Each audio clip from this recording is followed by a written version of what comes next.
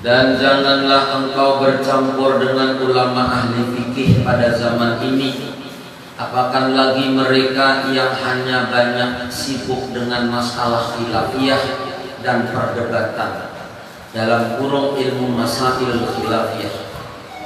Maka jauhilah mereka, karena mereka senantiasa menantikan kebinasaanmu dengan sebab sifat hasad yang ada di hati mereka.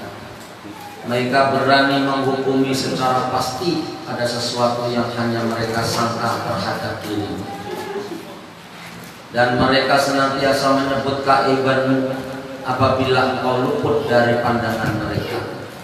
Maka suka menyebut-nyebut kesalahanmu apabila mereka berjumpa sama sendiri, lalu akhirnya sesama sendiri, lalu akhirnya mereka akan berani berhadapan dengan engkau dan berterus terang menyebutkan kesalahanmu dengan dada yang penuh dengan kemarahan yang meluap-luap. Ketika itu mereka tidak memaafkan lagi apapun kehilafanmu dan tidak mengampuni apa jua keterlanjuranmu dan tidak menutup keinginanmu. Bahkan mereka akan menghitung segala kesalahanmu yang halus-halus. Mereka sebenarnya sangat hasad kepadamu atas segala nikmat yang kau dapatkan, sama ada besar atau kecil. Jemaah sekalian dirahmati Allah, dalam kitab ini, di penghujung kitab ini, Imam Ghazali berwasiat bahwasanya jangan kita terlalu bercampur dengan ulama ahli fikih pada zaman ini. Artinya, mohon maaf, jangan disalahpahami. Ulama ahli fikih yang suka berdebat. Kenapa? Ulama yang cuma sekedar memahami ilmu fikih tanpa mempelajari ilmu kebatinan atau ilmu tasawuf, maka rata-rata suka meneliti kekurangan orang lain, suka mendebat sedikit pun ada kehilafan daripada orang lain. Mereka senang membahas masalah-masalah khilafiyah yang sampai akhir zaman tidak akan pernah putus.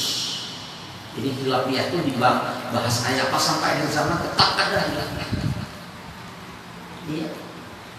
Contoh kemarin masalah hari raya, bulannya tuh satu aja.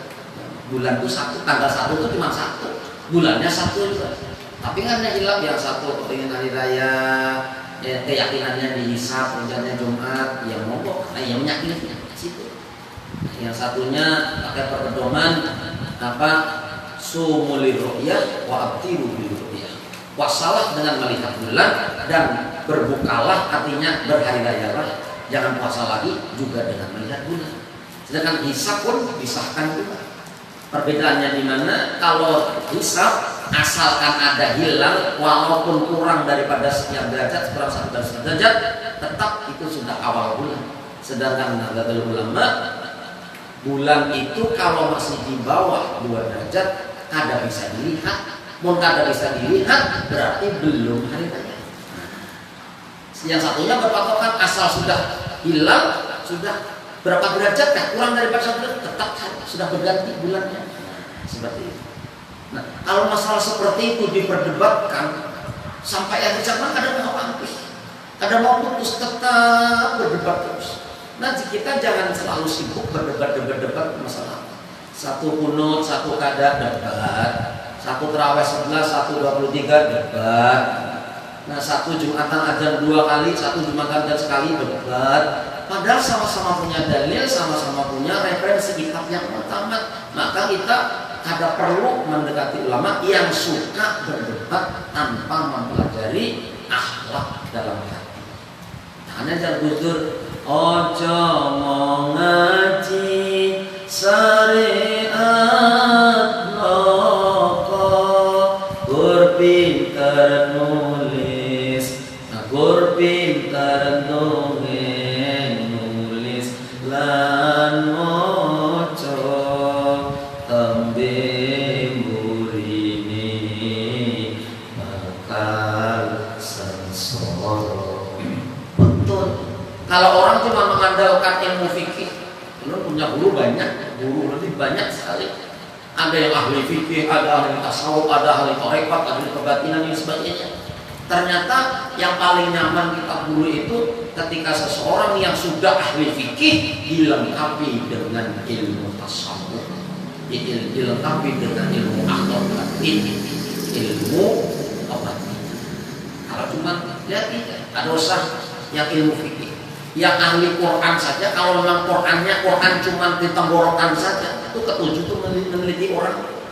Bah, aku sembahyang di sana semalam, aduh imamnya ada kawannya, baca Fatihahnya panjang pendeknya, ada pas tebal tipisnya berapa. Padahal asal ada merubah makna kalimat, asal ada merubah maknanya, ayo dia dimaklumi antara dal dan zal sedikit, asal ada puput benar, ayo kan orang awam ini lalu benar, aduh ada apa-apanya, ada makmum di sana.